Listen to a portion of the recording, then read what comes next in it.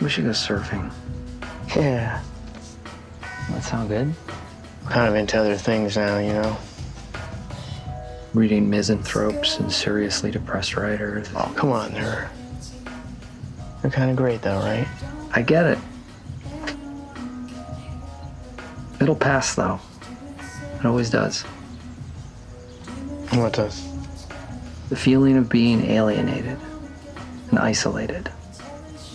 Huh, that really helps. Thanks for the advice, Dad. Beautiful Boy is the tragic and equally hopeful true story of father and son David and Nic Sheff, and how Nic's drug addiction begins to spiral downward while David tries to hold out hope. David's love for Nic throughout the movie is overwhelming, but what's interesting is how that love evolves as Nic continues to lose himself to drugs, and subsequently what David has to sacrifice. As Nic bounces in and out of sobriety, taking advantage of his family and overdoses, David tries to remain a pillar, however imperfect. The movie as a biopic, instead of playing it safe, makes some strong editing choices and sharp needle drops. Flashbacks crash in scenes with eloquent match cuts. Overwhelming but subtle sound design choices.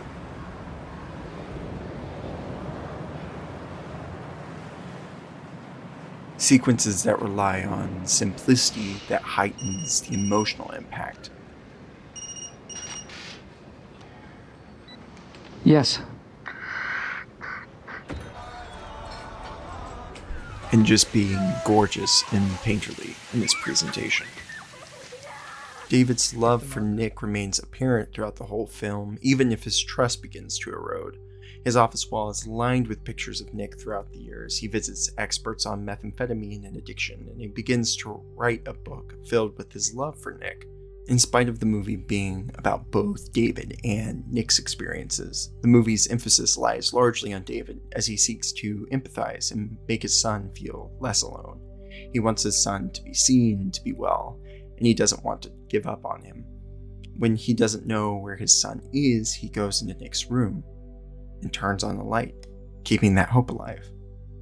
For the first half of the movie, the story revolves mostly around David trying to understand his son's experience and aid him along the way.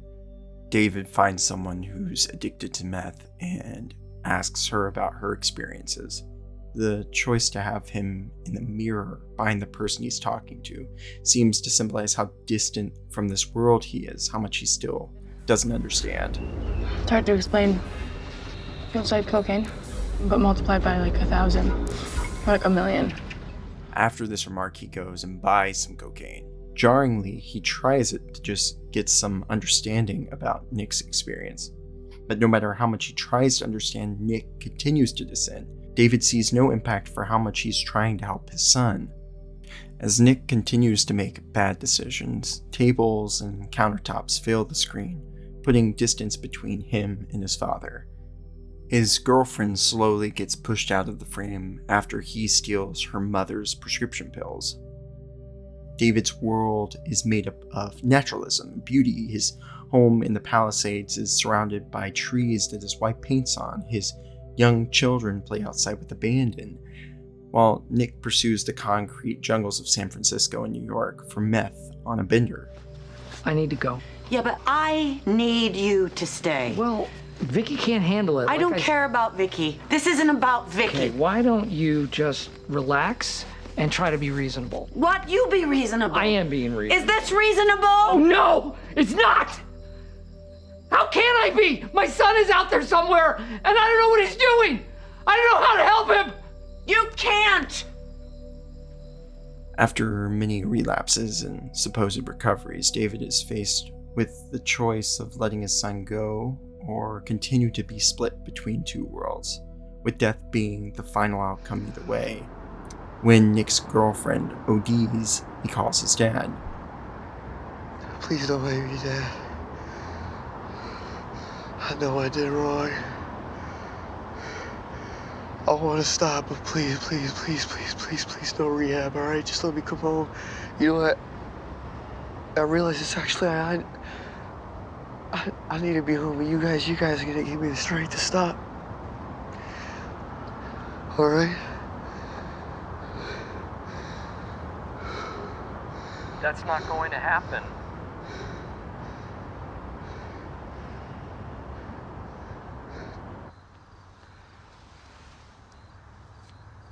I wish that I could help you, but I can't do that. I can't. Oh, please help me, Dad. No, Dad, I just need a little bit of help. Please help me, I want to come home. All I can tell you is what you already know. Dad, why aren't you fucking listening to me? Call your sponsor. I want to talk to my sponsor, Dad. I want to talk to you. Get help. I love you, Dad, and I hope that you get your life together. I love you too. I love you.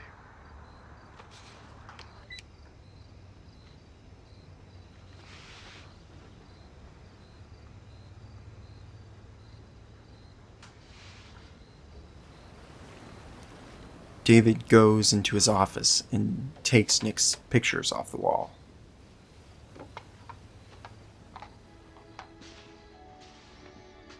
And turns off the light.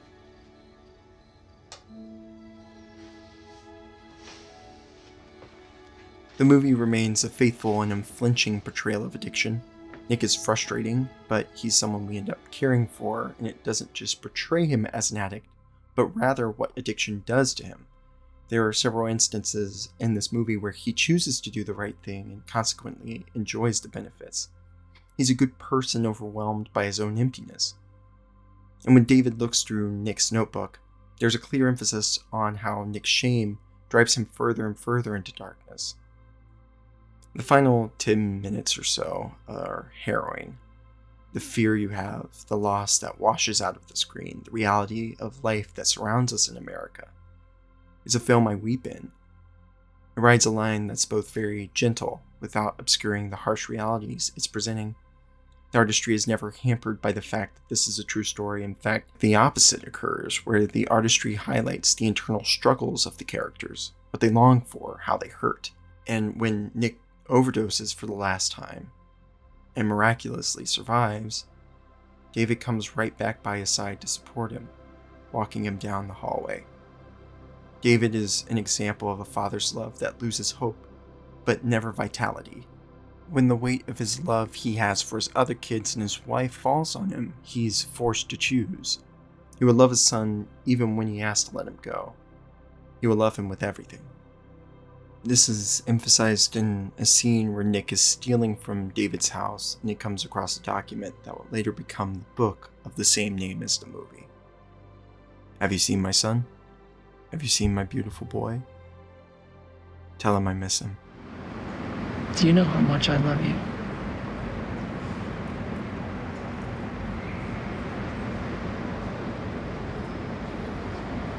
If you could take all the words in the language, it still wouldn't describe how much I love you. And if you could gather all those words together, it still wouldn't describe what I feel for you. What I feel for you is everything. I love you more than everything. Everything? Yeah, everything.